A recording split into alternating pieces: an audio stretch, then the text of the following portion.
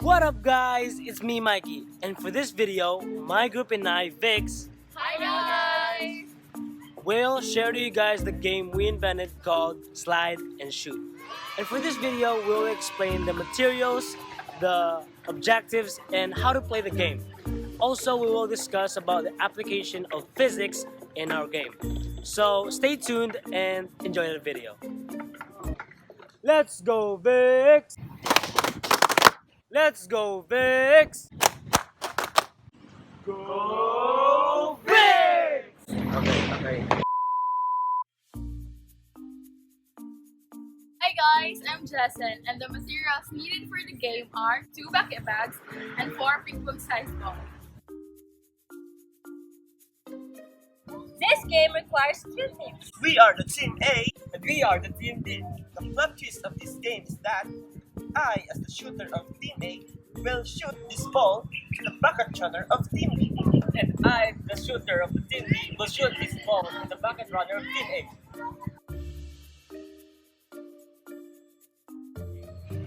This is our playing field. Our playing field is 16 feet wide and 22 feet long. The shooters, two of them, will be positioned in the middle of the two lengths. They will have to face each other. The bucket runners will also be in the middle of the playing field, facing each other and turning their back against the opposing shooter. Now for the referee. The referee will keep counts of the rounds and will keep the score.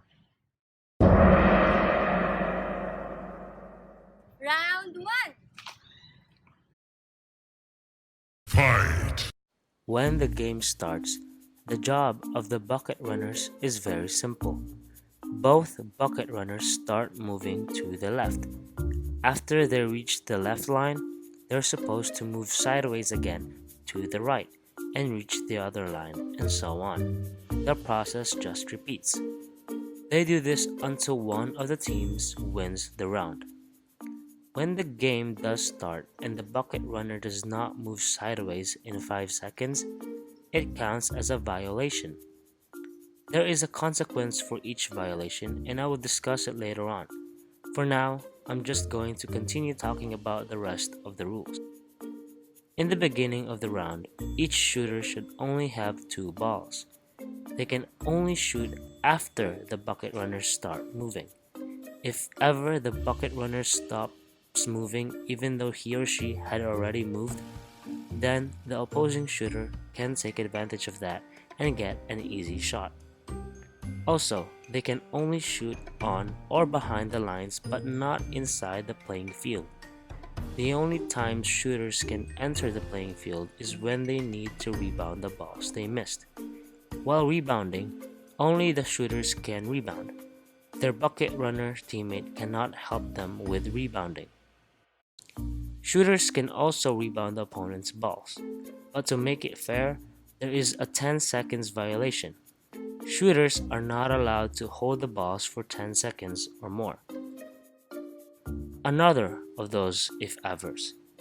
If ever the ball did go in inside the bucket bag, but then it fell out while the bucket runner is moving, it still counts as 1 point inside the bucket bag, which means the team just needs to get in one more ball to win the round. For every violation committed, it's 1 point given to the other team. For a team to win the round, the shooter must score 2 points or 2 balls inside the bucket bag of the bucket runner opponent. After the end of each round, shooters and bucket runners are supposed to trade places. For a team to win the whole game, the team must win 2 winning rounds. There are 3 total rounds in this game.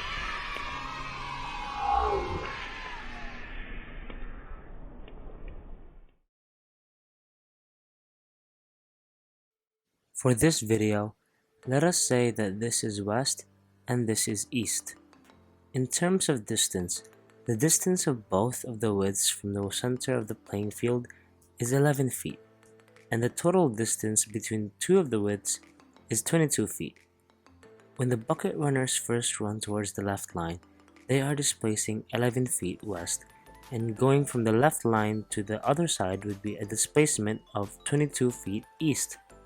However, they continue moving sideways and only stops until the timer ends or if one of them has won the round. Therefore, the true displacement of each of the runner actually depend on where they finally stop moving. The motion of the bucket runners are time dependent. Each bucket runner has his or her own timing, which affects the acceleration, velocity, and distance that he or she travels. The bucket runners are constantly changing directions, and depending on their endurance, may also change their speed.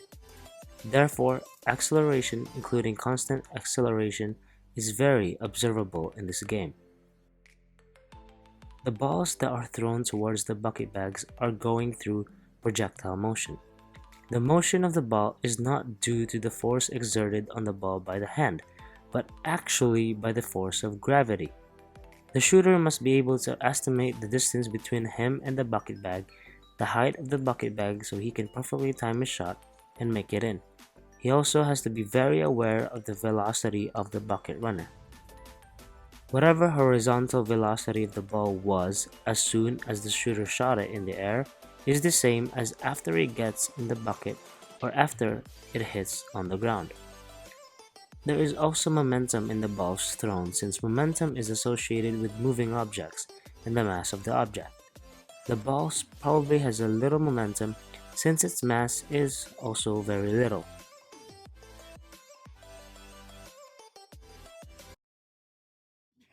So guys, that was our game, Slide and Shoot. As you can tell, my group mates, they got very tired from playing that game and are now resting.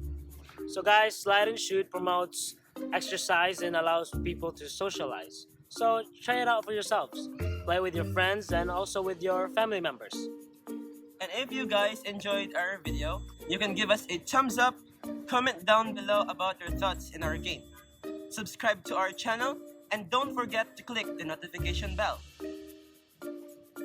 That's all for today, guys, and we are the Big Screw signing off. Bye.